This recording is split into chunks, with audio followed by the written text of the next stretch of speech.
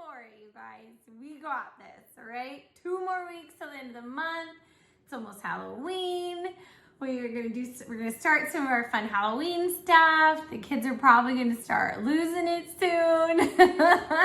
Usually by now they realize like, oh, something exciting is coming, but I don't know what it is. And so they just kind of get all full of the jitters. So do a countdown to Halloween or something fun like that. That'll kind of help keep them maybe on track. Keep doing those behavior charts.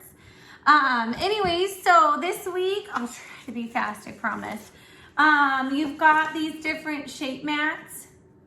These are really fun.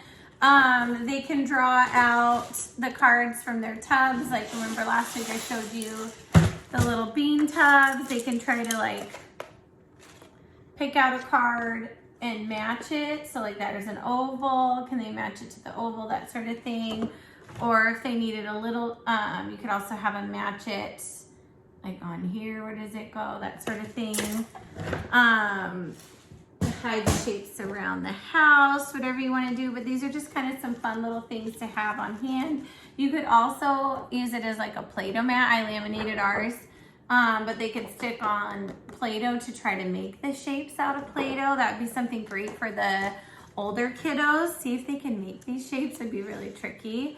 Or like a kindergarten, first grade thing, but some of the kids are probably ready for it. See if they can make the shapes. Keep doing like practicing the letters and the sounds. You could tape these, tape 5 or 6 of these on the wall and then say, can you point to the letter that says K? And see if they can go touch the letter sound.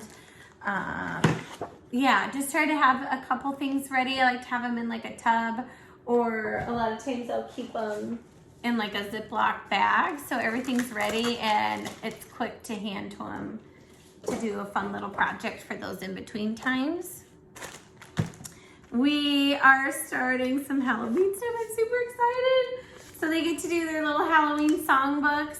And these just have some really fun songs, and we'll try to sing maybe 1 or 2 a day in class, but it's something you guys can sing together. They're all like, tuned to a popular song. So like, oh, do you know it's Halloween from the Muffin Man? So it's, oh, do you know it's Halloween, it's Halloween, it's Halloween. So it should be really easy for you guys to do them too. And they just color and sing it. Some of the older kids, I start to have them point out letters, letter sounds, words. We start to talk about how many words are in that sentence. We try to count the words. You can have them find sight words, different things that way. There's lots of fun stuff you can do with the poems. But they're going to start out with that. So do some coloring in their things. We're also going to keep doing the journals. You don't have to have them do this if this is too hard for them. But we're going to do a page a day out of their journals. And we're going to do the letters. Letter P, same thing as before. Bingo dot, same thing as before. And then we also get to make these adorable little pumpkin patch kids. So they're just gonna color it, cut it, and paint it. We did watercolors and glue it together. And then you have some of the cutest little Halloween decorations. How darling are those? Oh, you guys, the art projects are my favorite. If you haven't guessed yet, that's why we do one every day. I love it. We have our whole house decorated in kid stuff. I just think it's precious. The day 2, we have the number 4 pumpkins, the P poem, and then we're just gonna bingo dot the pumpkin. For some of the kiddos, I'd like to challenge them to try to do a pattern if they can. Like pick 2 colors of your bingo dotters. Like they could do, red and orange or yellow and green or whatever, and see if they can do a little pattern to their pumpkin. Just to kind of add that like next level of difficulty. And then we have P is for pom-pom. If you have pom-poms, have them glued on. If you don't have pom-poms, you could just cut little circles of paper and have them glued on that way too. But just, it's really good fine motor skills. If you do use the pom-poms, make sure you're using gooey glue. They will not stick with glue sticks. You have to use the white glue. I always call it gooey glue. Then we're also going to do this cute little pumpkin counting book which is so good. I've tried to give them a lot of books because I know we've got a lot of smart kiddos this year.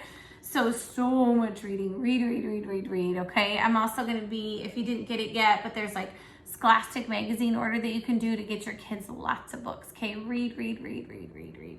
Let them read, you read, everybody read. If they got an older sibling, have that older sibling read to them. The more they read, the more successful they'll be in school, okay? And then we're gonna do the little tissue paper pumpkin. And this one's really fun because it works on their fine motor skills as well, but they just get to scrunch up the tissue paper. And then I like to help them do the glue. So I'll do one strip, they stick them on, one strip, stick them on. And this will take a little while. This even took my kiddos a while. Like Emma did this one, and it took her a little bit. So do lots of encouraging, help them out if they need it. But this is so good for getting those strong hand muscles.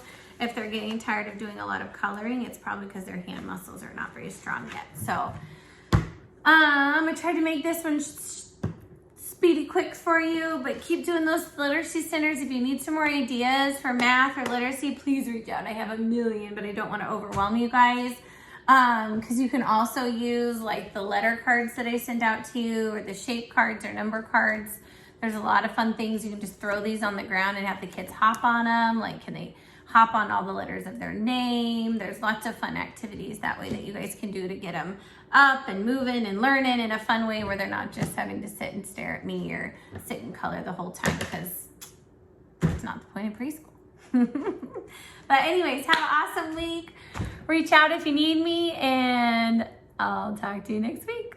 Bye.